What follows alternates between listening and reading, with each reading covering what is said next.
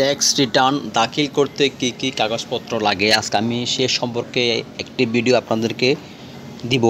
তার আগে বলে দিচ্ছি, আপনারা কেউ স্কিপ করে ভিডিও দেখবেন না।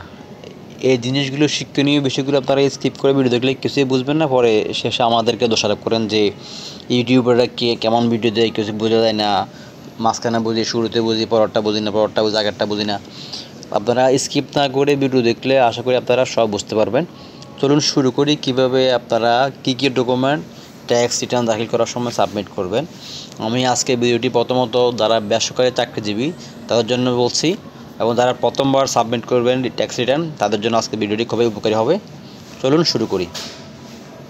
কী কী ডকুমেন্ট লাগবে তার মধ্যে হচ্ছে প্রথম হচ্ছে tin, required documents for tax return. এক নম্বর হচ্ছে টিন, ট্যাক্স আইডেন্টিফিকেশান নাম্বার। এই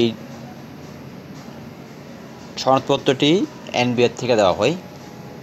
এটা আপনারা কীভাবে তৈরি করবেন এর সঙ্গে আমার একটা ভিডিও দেওয়া আছে, আপনারা প্লেলিস্ট থেকে দেখে নেবেন। টিনটা আপনারা তৈরি করে নেবেন, ঠিক আছে। টিনটা হচ্ছে এই যে এরকম একটা টিন আপনারা তৈরি করে নেবেন, এরকম একটা টিন আপনারা তৈরি করে নেবেন। এরপর হচ্ছে এনআইডি, এই যে বুঝতে পারলেন এনআইডিটাই, ঠিক আছে। এই এনআইডি আপনারা তৈরি করে নেবেন। এনআইডি তৈরি করা হবে, এটা আপনাদেরকে সাবমিট করতে হবে। এরপরে স্যালারি সার্টিফিকেট অথবা স্যালারি শিট, আপনি যে প্রাইভেট প্রতিষ্ঠানে জব করেন ওখান থেকেই আপনাকে একটা সার্টিফিকেট দেওয়া হবে প্রতি আর্থিক বছরে নভেম্বরের দিকে যখন আপনি সাবমিট করেন, ওটা আপনাকে এনক্লোজ করতে হবে। এবারে ব্যাঙ্ক স্টেটমেন্ট, আপনারা জুলাই 1 থেকে জুন 30 এই আর্থিক বছর 1 বছরের ব্যাঙ্ক স্টেটমেন্ট নেবেন যেখানে আপনার স্যালারিটা জমা হয়। এরপর আপনি যদি প্রথমবার সাবমিট করে থাকেন, আপনার পাসপোর্ট সাইজের 2 কপি ছবি আপনাকে অবশ্যই জমা দিতে হবে। পাসপোর্ট সাইজের ছবি অবশ্যই আপনাকে জমা দিতে হবে।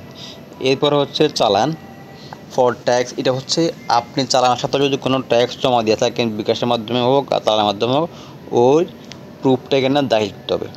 আর 7 নাম্বার চালান অ্যামাউন্ট, এটা হচ্ছে যদি আপনার কোনো ট্যাক্স কোম্পানি কর্তৃক পরিশোধ করা হয় তখন ওই চালানটাও দিতে হবে, অর্থাৎ 2টা চালান এখানে আপনাকে দিতে হবে। অবশ্যই এটা জমা দিতে বলবেন না, নয় আপনাকে পুরো পস্তাতে হবে। এরপরে হচ্ছে প্ল্যাট ল্যান্ড লোন, যেগুলো আপনার থেকে থাকে এগুলোর এগেনস্টে আপনাদেরকে প্রুফ দেখাতে হবে। 9 নম্বর হচ্ছে সেভিং সার্টিফিকেট, ডিপিএস, এফডিআর, এগুলো সংক্রান্ত আপনার যদি কোনো লভ্যাংশ পেয়ে থাকেন তাহলে তার সার্টিফিকেট, যদি অগ্রিম কোনো ট্যাক্স কাটে তাহলে তার সোর্স আর ট্যাক্স মানে টিডিএস বলে, ট্যাক্স ডিডাকশন অ্যাট সোর্স, এগুলোর সার্টিফিকেট আপনাকে জমা দিতে হবে। 10 নম্বর ইন্স্যুরেন্সে যদি আপনার কোনো টাকা জমা থাকে ওটারও একটা স্টেটমেন্ট দিতে হবে, এটা তাও আপনার ইন্স্যুরেন্স কোম্পানি থেকে নেবেন।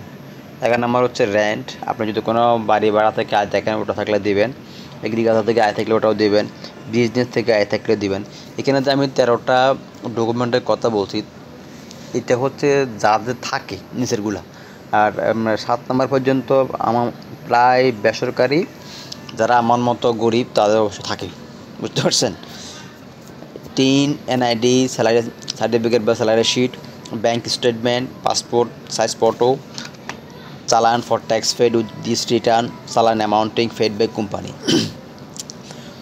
চালান ফর ট্যাক্স পেড, আমি এটা সংক্রান্ত আরেকবার বলছি, যদি আপনি কোনো ট্যাক্স পেড করে থাকেন তাহলে ওটা চালানটা আপনি এই ট্যাক্স ফাইলের সাথে জমা দেবেন। আর যদি কোম্পানি পেড করে থাকে অবশ্যই আপনাকে কোম্পানি চালান কপিগুলো দিয়ে দিবে, ওটা আপনি গনে বুঝেই এটার সাথে জমা দিবেন। আজকে এতটুকুই, আরেকদিন দেখা হবে অন্য একটি ভিডিও নিয়ে। যাওয়ার আগে বলে নিচ্ছি, যারা এখন আমার চ্যানেল সাবস্ক্রাইব করেননি please subscribe my channel and like comment share for others. যারা ইতিমধ্যে সাবস্ক্রাইব করে গেছেন সবাইকে ধন্যবাদ। আসসালামু আলাইকুম।